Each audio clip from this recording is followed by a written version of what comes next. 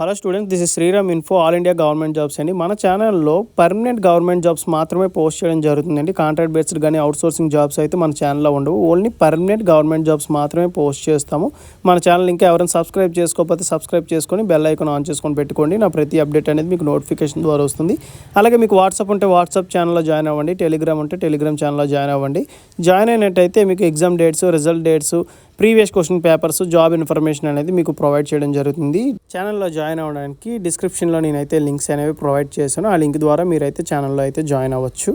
Hello students, ఇప్పుడు మనకు వచ్చేసి ఇండియన్ ఆర్మీ నుంచి సెంట్రల్ గవర్నమెంట్ జాబ్స్ అయితే రిలీజ్ అవ్వడం జరిగిందండి. ఇవి వచ్చేసి పర్మనెంట్ బేస్డ్ జాబ్స్, ఎటువంటి కాంట్రాక్ట్ బేస్డ్ కానీ అవుట్సోర్సింగ్ జాబ్స్ అయితే ఏమి కావు. Permanent based jobs. ఎవరైతే ఇండియన్ ఆర్మీలో వర్క్ చేయాలనుకుంటున్నారో ఇంజనీరింగ్ సర్వీస్లో, వారికి ఇది చాలా మంచి opportunity. And next main important point ఏంటంటే దీనికి ఎటువంటి రిటన్ ఎగ్జామ్ అనేది ఏమీ ఉండదండి.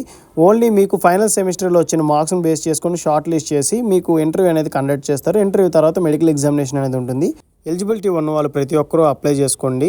ఇది వచ్చేసి మనకి ఇండియన్ ఆర్మీది అఫీషియల్ వెబ్సైట్ అండి. కింద స్క్రోల్ చేసుకున్నట్టయితే ఆఫీస్ ఎంట్రీ అప్లికేషన్స్ అని ఉంది కదండి, అందులో ఫస్ట్ది ఉంటుంది. దాని మీద క్లిక్ చేయండి. క్లిక్ చేసినట్టయితే మీకు అఫీషియల్ నోటిఫికేషన్ అనేది డౌన్లోడ్ అవుతుంది. ఈ నోటిఫికేషన్లో ఇంపార్టెంట్ పాయింట్స్ అనేది డిస్కస్ చేసి మీకు క్లియర్గా ఎక్స్ప్లెయిన్ చేస్తానండి. మీరు వీడియో అక్కడ స్కిప్ చేయకుండా లాస్ట్ వరకు చూడండి. నా నుండి ఈ చిన్న రిక్వెస్ట్ అండి, మీకు ఈ వీడియో నచ్చినట్లయితే లైక్ చేసి అలాగే మీ ఫ్రెండ్స్ కూడా షేర్ చేయండి. ఇన్ఫర్మేషన్ అనేది వాళ్ళకి కూడా యూజ్ అవుతుంది. ఇది వచ్చేసి మనకి అఫీషియల్ నోటిఫికేషన్ అండి. ఇది కొంచెం స్లోగా చెప్తాను, ఎందుకంటే మీరు కన్ఫ్యూజ్ అవుతారు. అందుకే నేను కొద్దిగా స్లోగా ఎక్స్ప్లెయిన్ చేస్తాను. చూడండి, ఇక్కడ మనం చూసుకున్నట్టయితే applications are invited for eligible unmarried male engineering graduates అని చెప్పి ఇచ్చారు. ఎవరైతే అన్మ్యారీడ్ క్యాండిడేట్స్ ఉంటారో, అది కూడా మెయిల్ క్యాండిడేట్స్ మాత్రమే అండి. ఫీమేల్స్కి అయితే అప్లై చేసుకోవడానికి లేదు. ఓన్లీ మెయిల్ అన్మ్యారీడ్ ఎవరైతే ఉంటారో, అంటే మ్యారేజ్ చేసుకున్న వాళ్ళు మాత్రమే దీనికి అప్లై చేసుకోవడానికి ఉంది. మ్యారేజ్ చేసుకున్న వాళ్ళు అప్లై చేసినట్టయితే మీకైతే అప్లికేషన్ అనేది రిజెక్ట్ అవ్వడం జరుగుతుంది.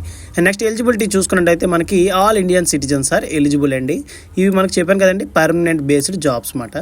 ఏజ్ లిమిట్ మనం చూసుకున్నట్టయితే 20 years నుంచి 27 years ఉన్న వాళ్ళు ఎవరైనా సరే దీనికి ఎలిజిబుల్ అండి, అప్లై చేసుకోవచ్చు. ఇక్కడ అలాగే చిన్న నోట్ ఇచ్చారు ఏంటంటే, మన డేట్ ఆఫ్ బర్త్ అనేది 10th class మార్క్ లిస్ట్లో కానీ లేదంటే ఇంటర్ సర్టిఫికేట్ మీద కానీ ఏదైతే ఉంటుందో అదే ఎంటర్ చేయండి. రాంగ్ అయితే మీరు ఎంటర్ చేయొద్దు, ఎందుకంటే ఈ సర్టిఫికేట్స్ మీద ఏదైతే డేట్ ఆఫ్ బర్త్ ఉంటుందో అది మాత్రమే వీలైతే కన్సిడర్ చేస్తారని చెప్పి ఇచ్చారు. ఎడ్యుకేషన్ క్వాలిఫికేషన్ ఫర్ అప్లయింగ్ మనం చూసుకున్నట్టయితే మనకి చాలా క్లియర్గా మెన్షన్ చేసి ఇచ్చారు. 1st Jan 2025 అండి. ఓకేనా, మళ్ళీ చెప్తున్నాను, 1st Jan 2025 లోపు ఎవరైతే డిగ్రీ ఇంజనీరింగ్ కంప్లీట్ చేసిన వాళ్ళు ఉంటారో వాళ్ళందరూ ఎలిజిబుల్. ఇప్పుడు ప్రజెంట్ ఫైనల్ ఇయర్ స్టూడెంట్స్ ఉంటారు కదండి, వాళ్ళు కూడా అప్లై చేసుకోవడానికి ఉందన్నమాట. ఓకేనా, ఇక్కడ చూడండి, candidate studying in the final year of engineering degrees course should be able to submit proof of passing engineering degree examination along with mark sheet of all semesters. అంటే మనకి ఏం లేదు, ఎవరైతే ఇప్పుడు ఫైనల్ ఇయర్లో ఇంజనీరింగ్ చదువుతున్నారు కదండి, వాళ్ళు పాస్ అయిన తర్వాత మీకు రిజల్ట్ అనేది డిక్లేర్ అవుతుంది కదా, ఆ కాపీ ఉంటే సరిపోతుంది అప్లై చేసుకోవడానికి. బట్ 1st Jan 2025 లోపు మీకు రిజల్ట్ అనేది డిక్లేర్ అయ్యి మీరు పాస్ అయ్యిందని చెప్పేసి మీకు ప్రూఫ్ అయితే సబ్మిట్ చేయాల్సి ఉంటుందని చెప్పి చాలా క్లియర్గా మెన్షన్ చేశారు. అండ్ నెక్స్ట్ వచ్చేసి all final year appearing candidates whose final semester exam will be scheduled after 1st Jan 2025 are not eligible to apply for this course. అంటే ఏం లేదండి, 1st Jan 2025 తర్వాత ఎవరికైతే ఈ ఫైనల్ ఎగ్జామ్స్ అనేవి షెడ్యూల్ చేస్తారు కదండి, వాళ్ళైతే ఎలిజిబుల్ అయితే కాదు, అప్లై చేసుకోవడానికి లేదండి వీళ్ళకి ఛాన్స్ అయితే.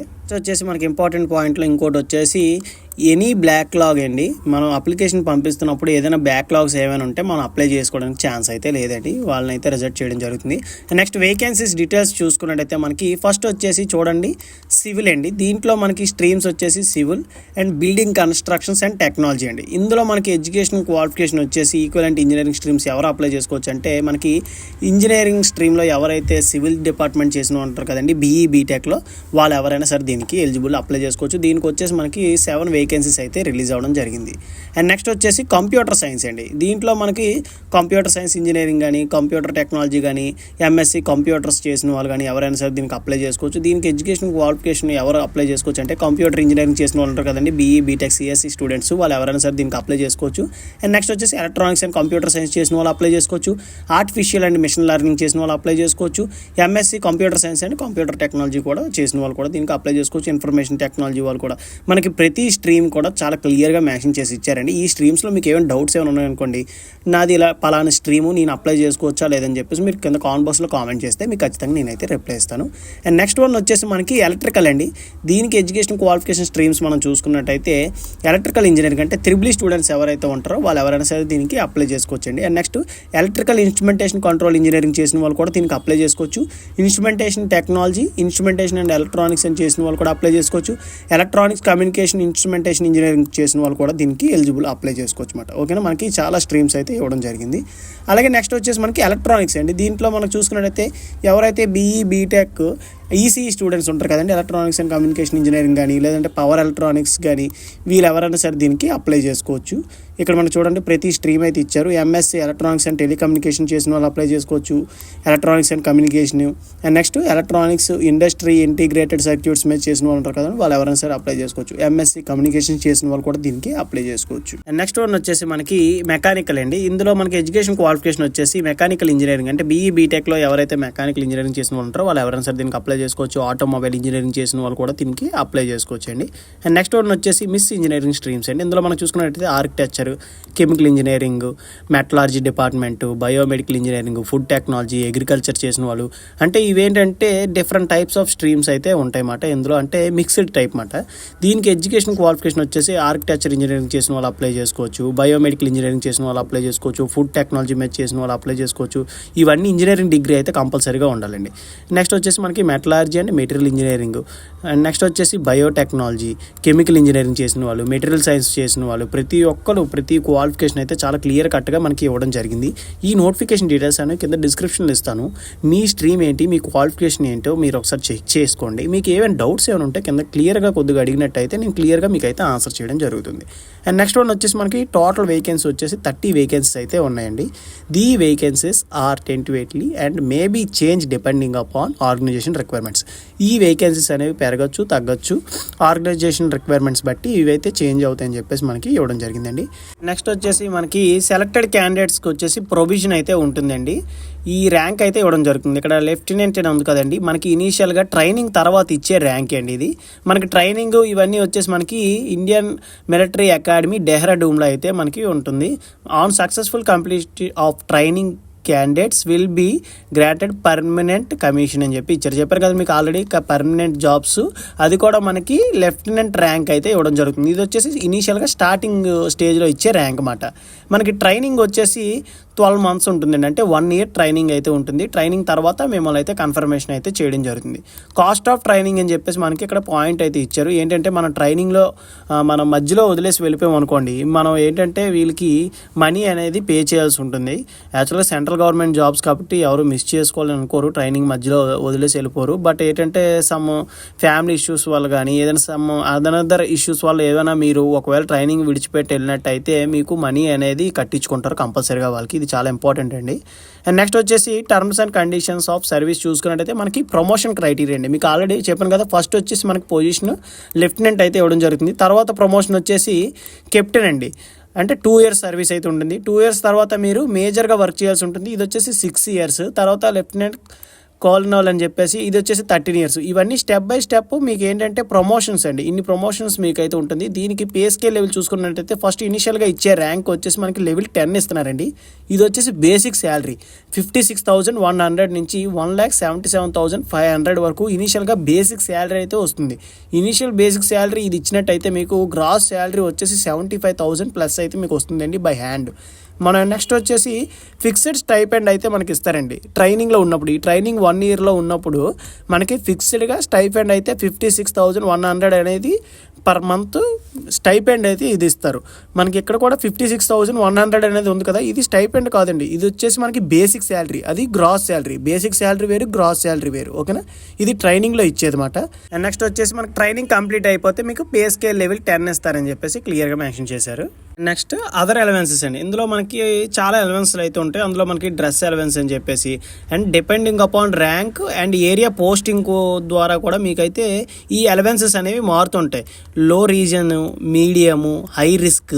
మనకి ఏంటంటే ఇప్పుడు లో రీజియన్లో మీరు వర్క్ చేస్తున్నారు అనుకోండి, మీకు ఎలవెన్స్ అనేవి తక్కువ ఉంటాయి. అదే హై రీజియన్లో మీరు వర్క్ చేశారనుకోండి, ఎలవెన్స్లు అనేవి ఎక్కువ ఉంటాయి. ఇప్పుడు ఫ్లయింగ్ ఎలవెన్స్ ఉంది చూడండి, ఇది హై రీజియన్, అంటే ఫ్లయింగ్ అంటే మనకి కొంచెం హై రిస్క్ కదండి, వీళ్ళకి ఎలవెన్సెస్ అనేవి చాలా ఎక్కువగా ఉంటాయని చెప్పేసి మనకి క్లియర్గా మెన్షన్ చేసి ఇచ్చారు. ఏ ఎలవెన్స్లు ఏంటి, ఎంత ఉంటాయి ఏంటి అని చెప్పి చాలా క్లియర్గా మెన్షన్ చేసి ఇచ్చారు. అండ్ నెక్స్ట్ యూనిఫామ్ ఎలవెన్స్ అని, రేషన్ అండ్ కైండ్ అని, నెక్స్ట్ ట్రాన్స్పోర్ట్ ఎలవెన్సెస్ కూడా దీనికి ఉంటాయండి. చూడండి మనకి హయ్యర్ టీపీటీ సిటీస్ అని చెప్పి ఇచ్చారు. హైదరాబాద్లో మనకి హయ్యర్ టీపీటీ సిటీస్ కూడా ఉంది. అంటే దీనికి వచ్చేసి 7,200 ప్లస్ డిఏ కూడా మనకి ఇవ్వడం జరుగుతుందండి ఎలవెన్సెస్. అండ్ నెక్స్ట్ వచ్చేసి చిల్డ్రన్ ఎడ్యుకేషన్ ఎలవెన్సెస్ కూడా మనకి ఉంటుంది. అండ్ నెక్స్ట్ వచ్చేసి ఆర్మీ గ్రూప్ ఇన్సూరెన్స్ అయితే మనకి కడుతుందండి. ఫస్ట్ ఇనీషియల్గా మనకి 10,000 అయితే మన శాలరీలో కట్ చేసుకుంటారు.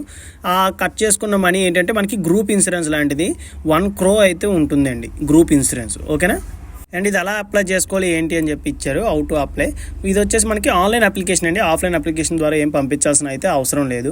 ఫస్ట్ మనకి డిస్క్రిప్షన్లో లింక్ ఇస్తాను, ఆ లింక్ మీద క్లిక్ చేయండి. రిజిస్ట్రేషన్ అయితే అవ్వాల్సి ఉంటుంది. రిజిస్ట్రేషన్ అయిన తర్వాత ఆ డీటెయిల్స్ యూస్ చేసుకొని లాగిన్ అయినట్టయితే అప్లికేషన్ ఫామ్ అయితే ఫిల్ చేసి మీరైతే ఆన్లైన్లో సబ్మిట్ చేయాల్సి ఉంటుంది.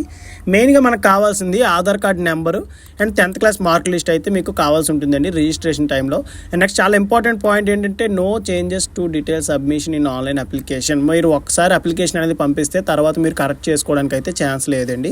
మల్టిపుల్ అప్లికేషన్స్ కూడా పెట్టడానికి లేదు.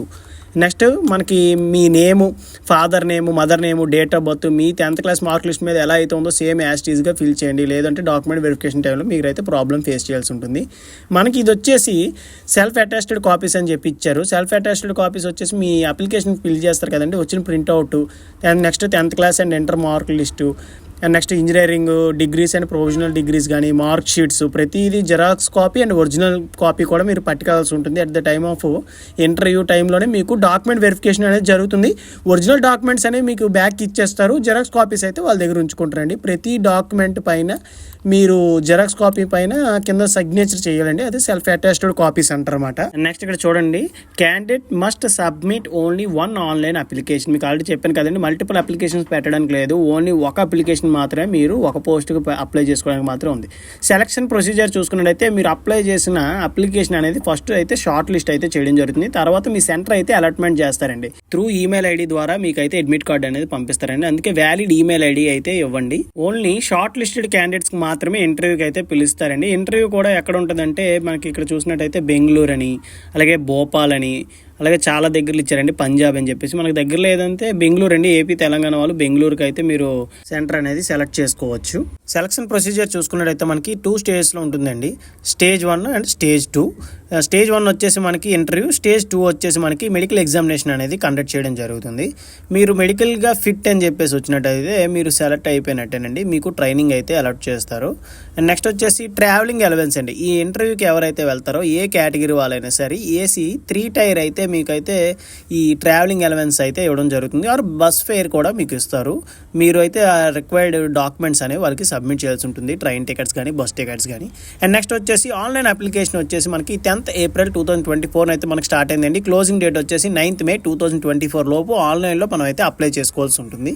డిస్క్రిప్షన్ ఇచ్చిన లింక్ మీద క్లిక్ చేస్తే మీకు పేజ్ అలా ఓపెన్ అవుతుందండి. ఇక్కడ user name, password, capture enter చేయాలి. మీ దగ్గర ఆల్రెడీ లాగిన్ డీటెయిల్స్ ఉన్నట్టయితే. లేదు అనుకుంటే ఇక్కడ రిజిస్ట్రేషన్ ఉంది కదండి, దాని మీద క్లిక్ చేయండి. క్లిక్ చేస్తే మీకు పేజ్ అలా వస్తుంది చిన్నది. ఇక్కడ ఏంటంటే మనకు ఈ సపోర్టెడ్ డాక్యుమెంట్స్ అనేవి ఉండాలండి రిజిస్ట్రేషన్ అవ్వాలంటే. మీ ఆధార్ కార్డు కానీ, 10th క్లాస్ మార్క్ లిస్ట్ కానీ, లేదంటే photo, signature and next mobile number అయితే ఉండాలండి, మీ ఆధార్ కార్డులో లింక్ అయినది. And active email ID, mark sheet of qualification course and address details అయితే ఉండాలి. కంటిన్యూ మీద క్లిక్ చేయండి. క్లిక్ చేసిన తర్వాత కింద స్క్రోల్ చేసుకుని ఇక్కడ కంటిన్యూ ఉంది కదండి, దాని మీద క్లిక్ చేయండి. క్లిక్ చేస్తే మీకు పర్సనల్ డీటెయిల్స్లో చూడండి Aadhaar number or matriculation certificate అని అడుగుతున్నారు. ఈ రెండింటిలో మీరు ఏదైనా సెలెక్ట్ చేసుకోవచ్చు. మీరు ఒకవేళ ఆధార్ నెంబర్ సెలెక్ట్ చేసుకున్నట్టయితే మీకు ఇలా చిన్నది పాపప్ మెసేజ్ లాంటిది వస్తుంది. Proceed only if your name and date of birth in Aadhaar is same as your matriculation certificate. Me Aadhaar card మీద ఉన్న date of birth, 10th class mark list మీద ఉన్న డేట్ ఆఫ్ బర్త్ రెండు సేమ్గా అయితేనే మీరు ప్రొసీడ్ అవ్వండి. లేకపోతే మెట్రికులేషన్ సర్టిఫికేట్ ఉంది కదా, దాని మీద క్లిక్ చేసుకోండి. ఇక్కడ ఓకే మీద క్లిక్ చేసినట్టయితే ఫెచ్ ఫ్రమ్ డిజీ లాకర్ అని చెప్పేసి ఉంటుంది. ఇక్కడ మీ ఆధార్ కార్డ్ నెంబర్ ఇక్కడ ఇచ్చారు కదండి, క్యాప్చర్ ఎంటర్ చేసి నెక్స్ట్ మీద క్లిక్ చేసినట్టయితే మీ రిజిస్ట్రేషన్ అయిన మొబైల్ నెంబర్ ఉంటుంది కదండి, మీ ఆధార్ లింక్ అయిన నెంబరు, దానికి మీకు ఓటీపీ అనేది వస్తుంది. ఆ ఓటీపీ ఎంటర్ చేస్తే మీ ఆధార్ కార్డ్ డీటెయిల్స్ అనేవి ఫెచ్ అవుతాయి. తర్వాత మీకు రిజిస్ట్రేషన్ డీటెయిల్స్ అనేవి స్టార్ట్ అవుతుంది. లేదు అనుకుంటే మీరు ఇక్కడ మెట్రికులేషన్ సర్టిఫికేట్ సెలెక్ట్ చేసుకుంటారు అనుకోండి, ఫెచ్ ఫ్రమ్ డిజీ లాకర్ అని పెట్టేసండి. బోర్డు వచ్చేసి మనకి సెకండరీ ఎడ్యుకేషన్ ఆంధ్రప్రదేశ్ ఉంది కదండి, అది సెలెక్ట్ చేసుకోండి. మీ roll number, email ID, year of passing, next full name, mobile number, stream రెగ్యులర్గా సెలెక్ట్ చేసుకోండి. నెక్స్ట్ ఫైండ్ అని క్లిక్ చేసినట్టయితే మీ డీటెయిల్స్ అనేవి వస్తుంది. ఒకవేళ అందరి డీటెయిల్స్ రావాలని లేదండి, కొంతమంది వస్తాయి కొంతమంది రావు. వాళ్ళు ఏం చేస్తారంటే ఆధార్ కార్డ్ డీటెయిల్స్ యూస్ చేసుకొని మీరైతే రిజిస్ట్రేషన్ అయితే అవ్వండి. తర్వాత అప్లికేషన్ ప్రాసెస్ అయితే స్టార్ట్ చేయండి. ఈ నోటిఫికేషన్లోని ఈ ఇంపార్టెంట్ పాయింట్స్ అయితే ఇవేనండి. మీకు ఈ నోటిఫికేషన్లో కానీ అప్లికేషన్ ప్రాసెస్లో కానీ మీకు ఏమైనా డౌట్స్ ఏమైనా ఉంటే కింద కామెంట్ బాక్స్లో కామెంట్ చేయండి. మీకు ఖచ్చితంగా నేనైతే రిప్లై ఇస్తాను.